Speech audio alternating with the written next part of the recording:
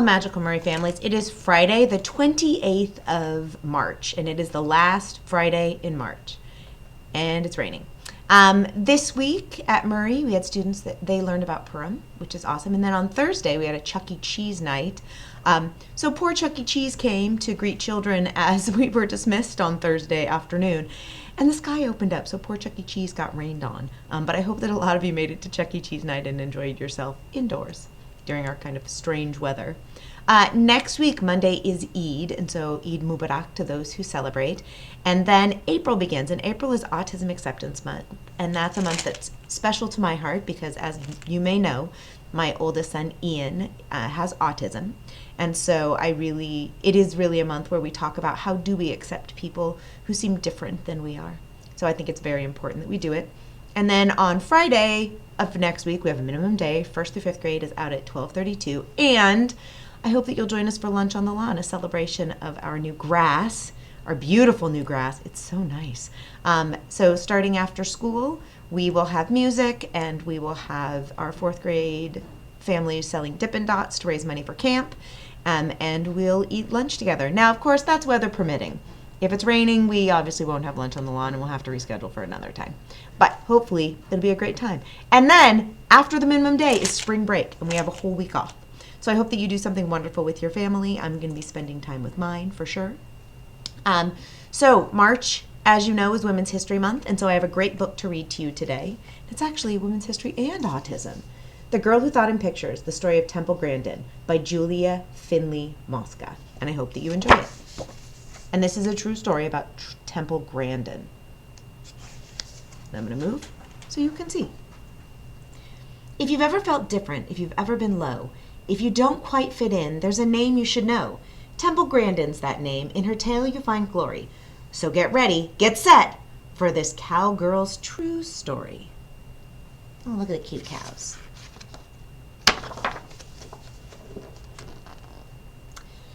In the city of Boston, one hot summer day, a sweet baby was born. It was Temple. Hooray!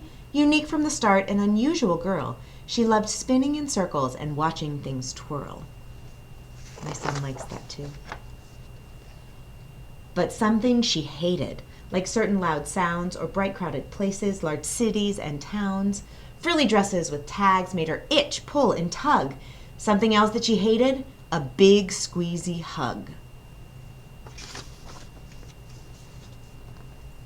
A shy loner, this Temple, but when she got mad, when her feelings of stress and frustration got bad, quite a tantrum she'd throw.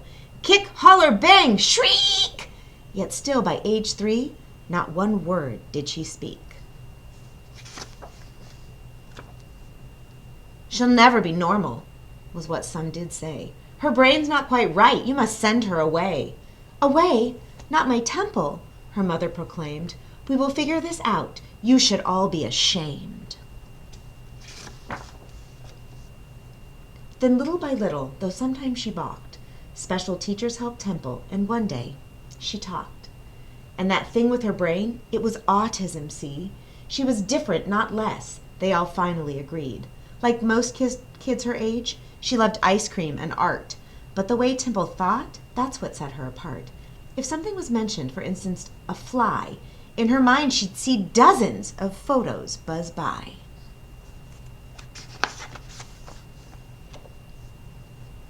When the time came for school, let's just say, that was hard. Kids taunted and chased her all over the yard. They picked on poor Temple, how crazy it drove her.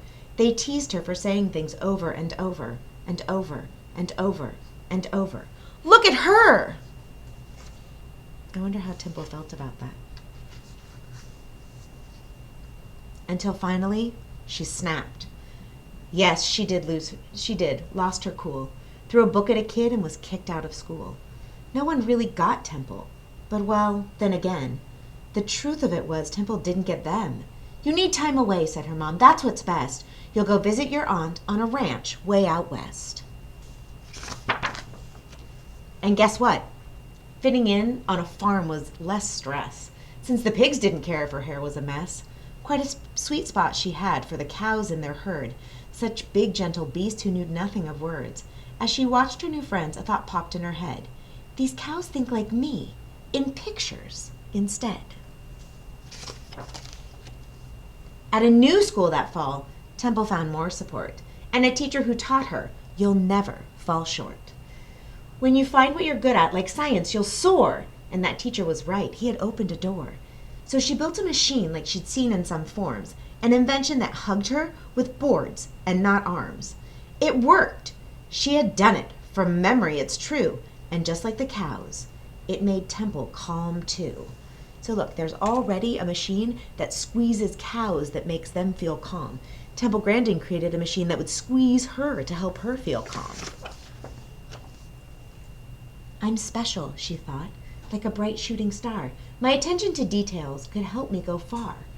Through her studies she learned there were farms not so kind. I will help them, she said. Some solutions she'd find. She's a problem solver. And then something cool, can you guess? Could it be? Off to college she went. A degree. She earned 3. And though ladies weren't experts on farms at that time, do you think that stopped Temple? No way. She did fine. She stepped through that door and went forward, no tears. She took on the world, but at times she had fears. Because some things were scary, like people she'd meet, who'd ignore her ideas and, well, wouldn't be sweet. Sometimes even adults can be unkind.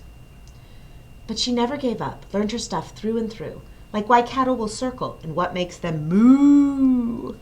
To build better farms was her goal. She would do it. Be kind to her creatures. They have feelings. She knew it. And slowly but surely, she changed many minds, until farm after farm built her awesome designs. Word spread about Temple. Her feat's not so small. Temple Grandin, she's grand. She's the grandest of all.